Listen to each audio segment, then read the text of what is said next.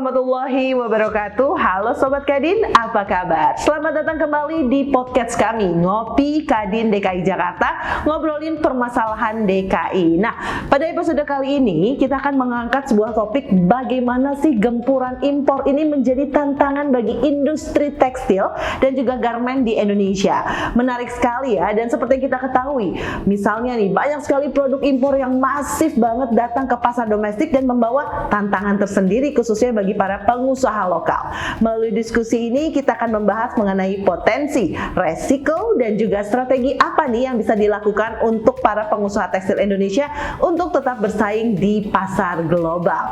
Dan tentunya saya tidak sendiri, saya bersama seorang narasumber yang sangat luar biasa memberikan inspirasi dan seorang wanita Indonesia yang banyak banget akan diskusi ini mengenai potensi gempuran banyaknya produk-produk yang mungkin datang dan juga ada di Indonesia. Nah, ini dia Ibu Sally yang sukses sekali ya mengangkat produk lokal Indonesia hingga menjadi sebuah produk yang bisa diberikan ataupun diminati oleh pasar internasional. Dan Ibu Sally ini adalah merupakan founder dan juga owner dari Batik Trusmi dan The Keranjang Bali. One and only, siapa lagi kalau bukan Sally Giovanni. Halo Mbak Sally. Halo Mbak Suci, apa kabar? Alhamdulillah baik. Gimana nih Mbak Sally kabarnya? Kan sibuk banget, plus juga memiliki sebuah bisnis yang cukup besar khususnya di bidang tekstil dan juga batik Indonesia nih. Boleh cerita nggak sih nih Mbak Sally gimana caranya Mbak Sally nih atau mungkin latar belakangnya Mbak Sally dalam membangun sebuah bisnis dengan brand PT Batik Trusmi ini, dan juga mungkin bisa di-share kesan-kesannya seperti apa nih? Iya, Masya Allah, Alhamdulillah.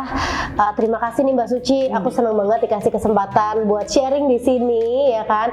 Jadi mau sedikit flashback 18 tahun yang lalu, tepatnya di tahun 2006, saat itu aku baru lulus SMA. Oh oke.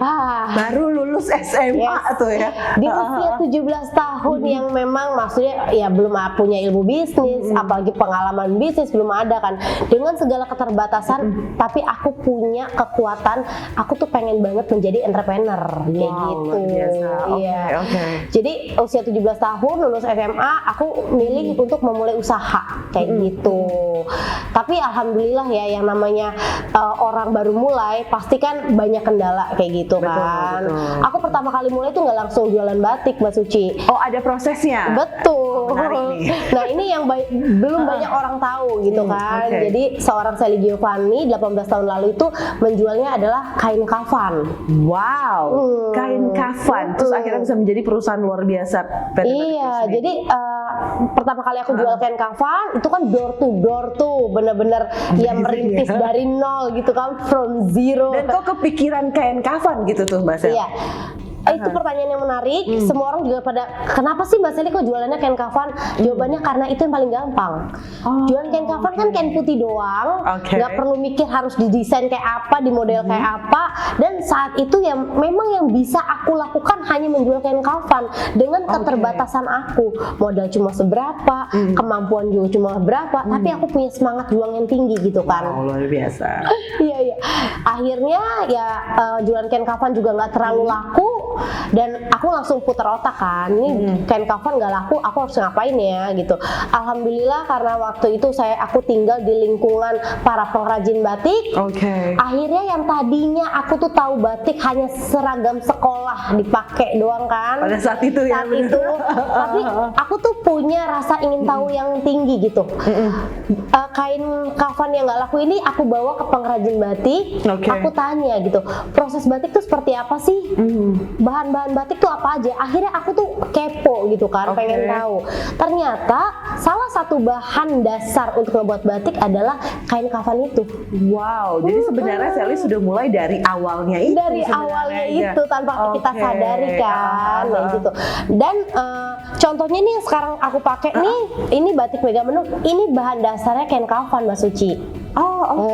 Interesting. Iya. Jadi itu yang memulai nih ya Mbak Sally menginspirasi sampai akhirnya dari kain kafan yang putih bersih dengan proses akhirnya menjadi batik yang sangat luar biasa. Cantik gitu.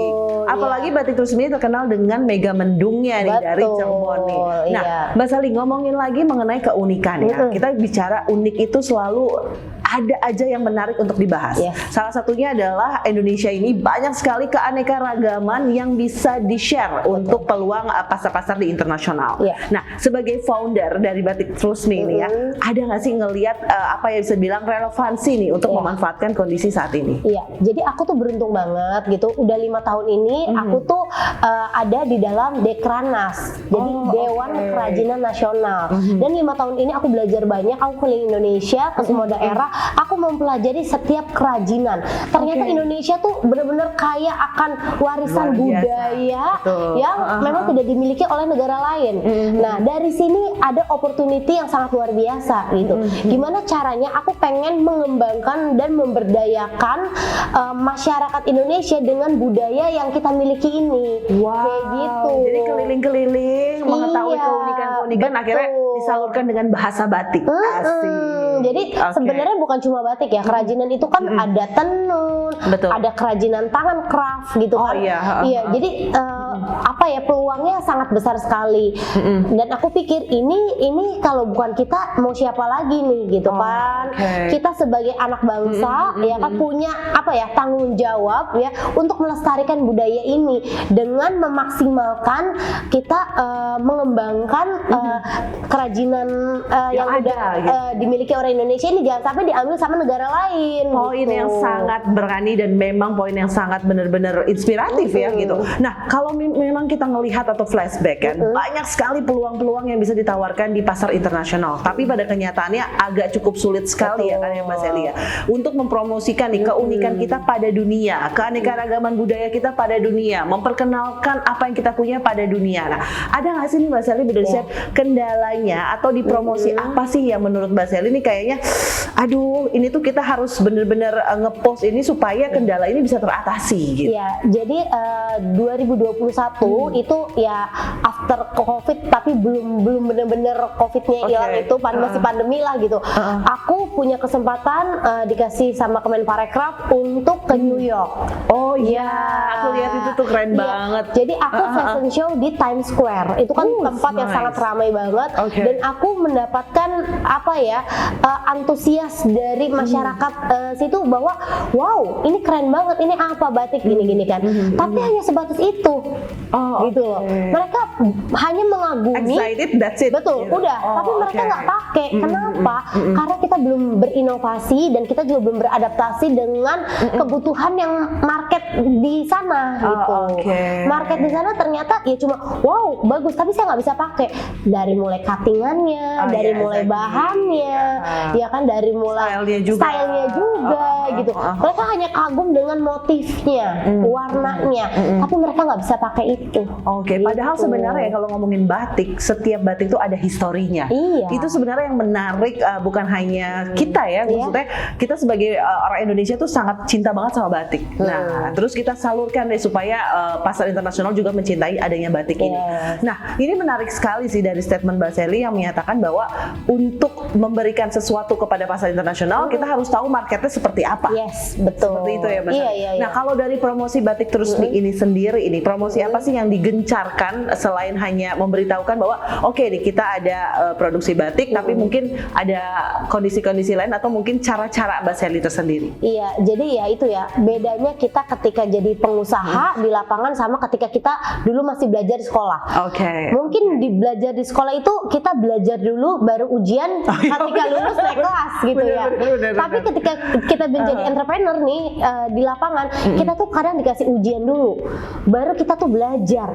Ini ujian ini kenapa ya gitu kan? Baru kita ternyata mau naik kelas deh gitu kan. Aku belajar dari tahun 2021 itu ketika pandemi, aku dikasih kesempatan Kemenparekraf ke New York, aku fashion show di Times Square dan orang hanya mengagumi saja tapi tidak mau membeli karena mereka bilang itu tidak bisa saya pakai. Dari situ aku belajar. Itu kan sebuah ujian. Aku udah jauh-jauh ke New York. You spend a lot of time. Iya, ternyata aku baru belajar ya. Ternyata marketnya tuh seperti ini. Akhirnya di tahun 2023 itu aku kolaborasi dengan desainer Ayudhya Andari. Iya, akhirnya aku membawa suatu koleksi. Waktu itu koleksinya benar-benar kita menyesuaikan market di sana gitu kan. Kita bikin styling yang memang New York banget gitu kan, American style banget dengan warna-warna yang memang mereka suka. Akhirnya alhamdulillah ketika setelah kita show di New York Fashion Week itu kita buka pop up store ya kan, buka pop up store dan alhamdulillah dalam waktu berapa ya 2 jaman itu kita udah laku sekitar 160 juta. Produk kita dibeli gitu kan akhirnya gitu kan. Karena kita mau tahu pasar yang maunya tuh seperti apa, marketnya bagaimana. Iya gitu. Ternyata ya kita butuh proses gitu kan. Nggak langsung terjun langsung bisa sukses langsung bisa laku. Ternyata ada proses yang memang kita harus jalani. Makanya aku selalu bilang gitu. Ada rasa sakit yang tidak membuat kita mati. Exactly. Tapi justru rasa sakit itu membuat kita jadi semakin kuat. Asik, keberhasilan. Betul. Rasa sakit apa? Rasa sakit berproses. Sakit nggak waktu ketika udah jauh-jauh ke New York, udah ada kesempatan, cuma dilihat aja, cuma dilihat doang, cuma dikagumi doang, nggak ada sales gitu, nggak ada hasil gitu kan. Tapi ternyata dari situ aku belajar memperbaiki, berinovasi dan beradaptasi dan akhirnya alhamdulillah gitu kan kita mendapatkan hasil itu. Wow, luar biasa sih ya. Nah, tapi kembali lagi cukup menarik sekali sih kalau kita ngebahas mengenai industri tekstil ini gitu ya. Pada kondisi ini tuh cukup rame loh Sel, apa namanya di Indonesia tuh banyak diinvasi oleh produk-produk tekstil impor nih dengan kualitas yang baik, harga yang bisa dikatakan terjangkau gitu lah. Nah, sebagai pengusaha di bidang ini nih ya, apa yang dapat nih Sally lakukan atau mungkin supaya kita nggak salah saing loh gitu, apalagi dengan harga yang mohon maaf ya kadang bener-bener bersaing banget gitu. Iya. Jadi yang pertama adalah masyarakat perlu diedukasi. Kenapa? Karena tekstil dan batik itu berbeda, ya kan? Ada tekstil yang bermotif batik yang sekarang diproduksi secara massal, dengan harga yang sangat murah, ya kan? Sekali pakai selesai. Gitu kan. Nah, kalau batik ini esensinya kan dari prosesnya. Proses batik itu kan handmade. Batik itu tidak dilakukan dengan cuma 1 orang, tapi bisa melibatkan 5 orang satu kain batik itu. Nah, karena prosesnya segitu rumitnya, akhirnya kan waktunya lama, durasinya, historinya ada historinya, kualitasnya juga pastinya kita kualitas yang terbaik. Akhirnya harganya memang agak sedikit pricey. Seperti itu. Nah, ini masyarakat belum tahu nih perbedaan antara tekstil dan batik gitu. Tekstil yang bermotif batik dengan yang batik beneran, asli batik, handmade, diproduksi oleh masyarakat Indonesia. Kalau tekstil bermotif batik itu produksi dari mesin, massal gitu kan. Kayak gitu. Pertama perlu edukasi. Yang kedua kita juga perlu beradaptasi gitu. Gimana caranya kita bisa bersaing, ya kan? Dengan tetap harus ada esensi batik. Misalkan jadi kita bikin batiknya batik cap. Kan jadi bisa lebih murah gitu, lebih terjangkau, waktunya juga bisa lebih cepat gitu. Tapi tetap tidak meninggalkan esensi batik yang memang handmade. Kayak gitu sih. Jadi cukup menarik ya, karena kebanyakan kita ngeliat ya batik udah batik aja gitu. Padahal sebenarnya kualitas dari batik itu sendiri menentukan gitu kan dari harga yang akan kita berikan atau kita lempar ke dalam pasar. Seperti itu. Nah, jadi bagi kita semua ya pemilihan batik itu menjadi sesuatu yang memang harus kita perhatikan juga ya. Gitu kan. Makanya ini aku tuh selalu excited kalau diajakin kayak sharing podcast gini. Karena aku pengen banget masyarakat Indonesia tuh teredukasi bahwa jangan salah pilih, kan? Jangan asal murah, tapi ternyata kita membeli produk dari luar, bukan dari buatan Indonesia. Nah, bener banget. Kadang kita kebolak gitu ya. Banyak banget membeli produk-produk di luar yang seakan-akan karena ada kata-kata luar, kita berani ngeluarin uang lebih banyak. Padahal sebenarnya produk-produk lokal itu cukup sangat menjanjikan dengan kualitas yang sangat luar biasa sekali. Nah, kita ngomongin peluang. Yang tadi Sally bilang tadi, Sally sempat ke New York untuk memperkenalkan lah ya budaya melalui bahasa batik dalam produk yang Sally berikan gitu kan. Ada nggak sih hambatan-hambatan yang menurut Sally benar-benar bukan hanya mengetahui market saja, tapi hambatannya cukup signifikan nih untuk kita biar maju go international seperti ya pastinya ketika ada pesanan pertama kapasitas kita sih. Iya, jujur batik itu kan maksudnya ketika ada orang order 1000 itu kan itu butuh waktu yang mungkin hampir 1 tahun buat menyelesaikan 1000 seribu kain batik itu karena kan handmade gitu kan. Satu batik itu kira-kira berapa lama sih? Kalau batik tulis satu batik paling cepet ya, paling cepet 1 bulan. Kadang 2 bulan atau 3 bulan. Iya betul. Paling cepet 1 bulan batik tulis. Tapi kalau batik cap paling cepet 1 minggu. Iya gitu, tergantung prosesnya. Nah maksudnya jujur kapasitas karena pengrajin batik kita ini nggak ada regenerasinya Mbak Suci. Regenerasinya nggak ada yang mau menjadi pengrajin batik. Karena challenge kan banget ya, karena kan batik susah, penuh dengan ketelitian, ketekunan, kesabaran, dan batik itu kan pakainya lilin yang panas, jadi nggak bisa ada AC ruangannya. Kalau ada AC beku dong langsung. Jadi memang kompor harus nyala terus, ruangan nggak boleh ada AC. Ya anak-anak zaman sekarang mana mau panas-panas begitu. Aku sampai mikir gimana caranya ya, apa aku bikin batik university biar batik ini bergengsi. Jadi darah bangsa Indonesia kita jadi keren, jadi apa ya, anak-anak regenerasi kita tuh mau belajar batik gitu kan. Menarik banget loh, karena memang sih batik Trusmi ini ya, kebetulan aku juga penggemar salah satu batik Trusmi. Karena menurut aku nih, batik itu tuh benar-benar bisa mempresentasikan siapa kita. Batik itu benar-benar bisa memberitahukan bahwa apa ya, bisa dibilang tuh sebuah gambaran lah kalau misalkan kita bangga menggunakan batik, apalagi kalau kita lagi di luar gitu kan. Nah Sel, penasaran banget kalau misalkan dari Sally sendiri ngelihat fenomena yang sedang terjadi ini. Nah kira-kira batik Trusmi ini lebih fokus kepada batik-batik yang mungkin memang batik-batik yang bisa dibilang sangat kualitasnya baik tapi juga harganya tinggi, atau Sally juga memproduksi batik-batik yang mungkin bisa dirasakan dan diminati oleh seluruh kalangan. Selama 18 tahun ini aku kan udah segmen marketnya kan memang batik yang eksklusif, bener-bener yang handmade ya kan, yang dijual ya mungkin dipakai ya pejabat-pejabat lah gitu kan. Tapi seiring berjalannya waktu kita kan harus terus berinovasi, kita harus berkolaborasi, dan kita juga kan perlu beradaptasi. Akhirnya aku mau menciptakan sebuah apa ya, ide ya kan, gimana caranya bisa membuat batik ini dengan secara massal tapi tanpa mengurangi esensi batik. Makanya aku lagi cari mesin tapi tetap ada cantik dan tetap digerakkan oleh manusia. Wow, inovatif ya. Gitu kan.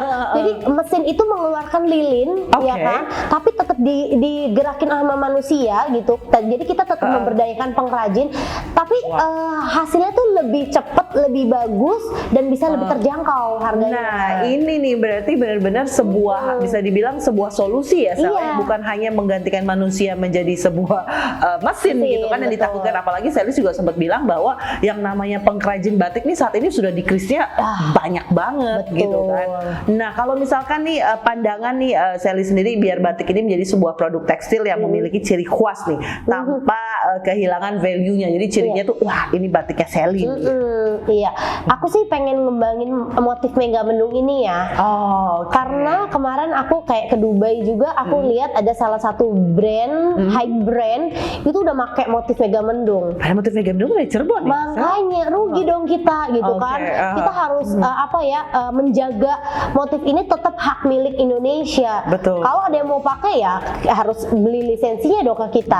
Aku pengen amanin ini gitu kan, karena ngelihat di luaran udah kayak tulisannya from Prancis, from Turki, padahal mega mendung motifnya gitu kan? Mega mendung gitu kan, sayang banget.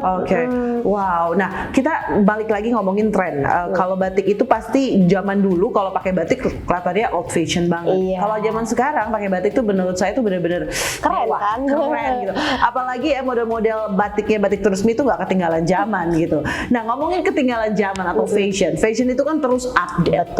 Perkembangannya itu nggak mungkin berhenti pada satu hari ke satu hari, jadi terus update. Apalagi kalau misalnya kita ngelihat ya pasar-pasar tekstil yang mungkin siapa yang nggak suka ke Thailand, itu barang semuanya murah-murah banget, bagus-bagus lagi. Atau mungkin K-pop ya dengan suasana-suasana yang digemari anak-anak muda gitu kan, banyak banget tuh baju-baju dari Korea, Thailand maupun dari China, itu tekstil yang mungkin kualitasnya lebih bagus dan harganya lebih terjangkau. Nah tapi kalau Cherry sendiri mau nggak sih ada change nih, bikin sesuatu yang unik akhirnya menjadi tren dan dilirik oleh anak muda khususnya di batik Trusmi? Iya, jadi pastinya kita sebagai generasi muda nih nggak boleh tutup mata kita gitu kan. Nggak boleh terlalu denial bahwa ya udahlah yang udah kita produksi gini-gini aja gitu. Gini juga udah laku. Banyak yang punya mindset seperti itu gitu. Mereka nggak open mindset kan gitu kan. Nah, aku sih pengennya begini. Kita harus termotivasi dengan melihat produk-produk luar tuh yang udah marak ya kan. Bahkan dikagumi loh. Karena mendingan beli baju-baju Bangkok aja, udah murah, bagus-bagus gitu kan. Atau K-pop ini kan mulai dari skincare, makanan, bener banget. industri perfilman, ya kan, itu semua masuk ke kita gitu. Sangat mempengaruhi kita, ya kan. Apalagi generasi kita, kalau nggak pakai skincare atau makeup Korea, kayaknya kelihatannya kayak kurang afdol gitu. Padahal dari sisi kualitas Indonesia tuh mampu untuk bersaing itu. Pertanyaannya tinggal kita mau belajar atau enggak. Mau digging nggak tuh ya? Gitu kan. Kita mau, kadang kita punya mental block gitu loh. Yang ya terlalu enggak lah, pokoknya udah kita yakin aja dengan produk kita tanpa mau berinovasi gitu kan. Padahal kita perlu juga loh. Nggak apa-apa kita terinspirasi dari produk luar, itu nggak apa-apa, boleh banget terinspirasi. Tinggal kita ATM amati, tiru, modifikasi dengan kearifan lokal kita, dengan value kita gitu kan. Gimana caranya kita bisa bersaing gitu? Masa kita mau ketinggalan? Emang benar. Gitu kan sayang. Ini sebuah opportunity yang sangat luar biasa. Lihat negara-negara China, ya kan? Kok bisa mereka memproduksi itu? Nge-grab market loh semua. Sekarang made in China. Iya kan? Berarti kalau misalkan batik Trusmi ini made in Indonesia, dibuat oleh orang Indonesia dan semuanya ada di Indonesia. Ya, aku pengen banget bisa menguasai pasar dunia gitu. Go internasional. Jadi memang visi dan misi batik Trusmi itu ya kan, kita pengen market kita tuh pengen secara global, tapi kualitas kita juga nggak kalah sama kualitas internasional, tapi tetap mengangkat kearifan lokal, tetap bangga dengan value kita gitu. Ngomongin tentang batik Trusmi itu ada di mana aja sih, Sel? Mungkin bisa di-share. Iya, pusatnya sih di Cirebon, ada sekitar 2,5 hektar. Kita dapat rekor muri sebagai toko batik terluas di dunia. Sempat didatangi oleh Bapak Presiden. Udah 2 kali ya, Pak Presiden Jokowi datang ke Batik Trusmi. Lalu kita buka cabang juga ada di Pondok Indah, depannya Pondok Indah Golf. Jadi di Metro Pondok Indahnya, pinggir jalan. Kita juga ada di Medan. Kita juga ada di Bali, di dalam Keranjang Bali. Gitu. Nah, beliau ini informasi juga, beliau ini juga ownernya Keranjang Bali juga. Cukup inspiratif sekali ya, Sally ya. Jadi menarik ya. Jadi kalau menurut Sally bahwa tantangan maupun juga mungkin hambatan, tapi juga ada juga yang namanya sesuatu yang menarik bisa kita digging lagi nih mengenai batik itu sendiri kan. Mungkin Sally bisa nggak sih kasih pesan mengenai teman-teman semua nih yang pengen mengetahui industri batik itu seperti apa? Pastinya ya, kalau bukan kita siapa lagi, generasi muda gitu kan, yang aware sama budaya, warisan budaya. Bukan cuma batik, sebenarnya ada banyak banget, ada tenun, ada kerajinan, dan yang paling penting adalah pertama kita mau belajar dulu. Mau belajar, habis mau belajar kita cinta, ya kan, cinta nih, mencintai. Orang kan tak kenal maka tak sayang. Kita kenalan dulu nih sama produk-produk Indonesia, udah kenal nanti kita suka kan, suka, cinta, bukan hanya sekedar itu, tapi kita juga pakai, bangga sebagai identitas kita nih, bangga pakai ini. Setelah bangga kita bisa apa? Kita bisa mengembangkannya dengan ya kita buat bisnis. Makanya orang suka nanya, Sel, ngapain sih lu bisnis batik? Udah lama banget, udah 18 tahun. Masih muda lagi kan? Tapi aku konsisten dan aku tuh yakin gitu, ini akan bisa maju dan bisa memberdayakan masyarakat luas gitu loh. Batik ini kan bisa dibilang industri yang padat karya. Jadi satu kain batik bukan kerjaan satu orang, tapi bisa 5 orang. Bayangin satu kain batik, kalau kita produksi ribuan, bisa berapa banyak yang masyarakat yang kita bisa berdayakan. Jadi jangan takut lah ya, pengusaha-pengusaha yang ada di Indonesia, khususnya pengusaha yang berkhusus di bidang batik ini ya. Sebenarnya challenge-nya masih ada pasti, tapi tantangannya juga masih ada, tapi peluangnya juga makin banyak ya. Thank you so much ya Mbak Sally, sehat selalu. Sobat Kadin, demikian diskusi singkat kami ya bersama Mbak Sally ini tentang bagaimana ya seluk-beluk industri dan di batik ini, dan serta kiat-kiatnya untuk pengusaha tekstil dan juga garment lokal yang bersaing di tingkat global. Sampai jumpa pada episode berikutnya dengan tema-tema yang tak kalah seru dan menarik. Dan terima kasih sekali ya waktunya Mbak Sally. Makasih Mbak Suci kesempatannya. Luar biasa loh inspirasinya dan mudah-mudahan bisa menjadi pelajaran bagi kita semua. Saya Suci Arunsari, izin pamit mundur. Sampai jumpa di episode ngopi berikutnya.